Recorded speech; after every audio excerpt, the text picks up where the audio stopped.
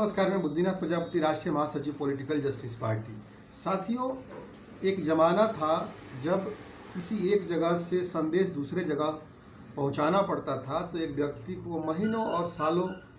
चल के जाना पड़ता था, तब जाकर के संदेश एक जगह से दूसरे जगह जाता था। उसके बाद दौर आया कबूतरों के जरिए संदेश पहुंचाने का, उसके बाद दौर आया टेलीग्राम के जरिए संदेश पहुंचाने का, उसके बाद दौर आया टेलीफोन के जरिए संदेश भेजने का, और उसके बाद आज जो दौर है हम देखते हैं कि इंटरनेट का दौर है। और यह दौर विज्ञान की इतनी ज़्यादा प्रगति कर चुका है कि विश्व के किसी कोने में बैठा एक व्यक्ति विश्व के किसी दूसरे कोने में बैठे व्यक्ति के साथ आमने सामने जिस तरीके से बात होती है बैठ करके बात कर सकता है। कहने का मतलब है कि जो विज्ञान का विकास है वो किसी सरकार की देन नहीं है।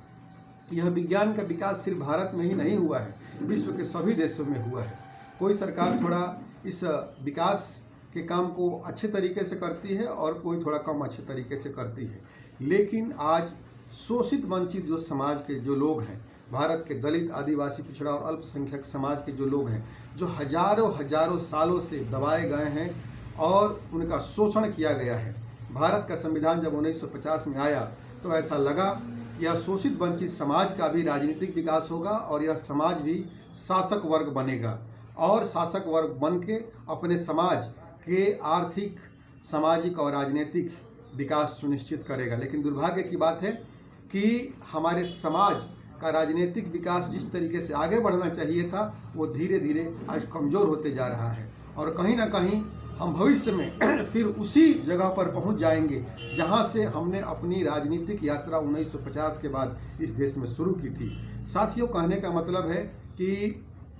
हर 5 साल के बाद चुनाव आता है और चुनाव में हम ये मनुवादी और पूंजीपतियों की जो पार्टी है उस पार्टी के षड्यंत्र में हम खो जाते हैं और अपने समाज की राजनीति पर हम ध्यान नहीं देते हैं और हमारा जो समाज का जो मिशन होना चाहिए इस देश में शासक वर्ग बनने का, वो मिशन कहीं ना कहीं फेल हो जाता है। साथियों,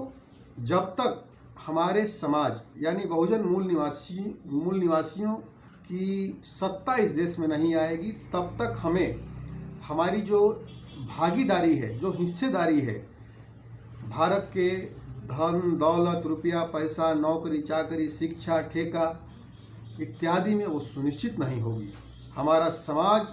राजनीतिक रूप से सशक्त बनेगा और अपनी जब सरकार आएगी तो निश्चित तौर पर हम इन मनुवादियों और पूंजीपतियों की जो पार्टी है उनके अनुकंपा और अनुदान पर जीने के काबिल नहीं रहेंगे। हम अपने पैर पर खड़े होने के काबिल बनेंगे और अपनी हिस्सेदारी हम इस देश की सत्ता से मांगेंगे और अपने समाज का आर्थिक, सामाजिक और राजनीतिक विकास करेंगे। इसलिए इस बार 2024 के लोकसभा चुनाव में आप सभी से मेरी यही विनती है कि जहां भी बहुजन मूल निवासियों की पार्टी चुनाव लड़ रही है उसको अपना वोट दें, या फिर जहां बहुजन मूल निवासियों के जो अच्छे उम्मीदवार हैं उनको अपना वोट दें, ताकि भविष्य में हमारी बहुजन मूल निवासी की सरकार इस देश में आ सके और उसके बाद हमारे देश कि इस समाज यानी दलित, आदिवासी, पिछड़ा और अल्पसंख्यक समाज को उसको इस देश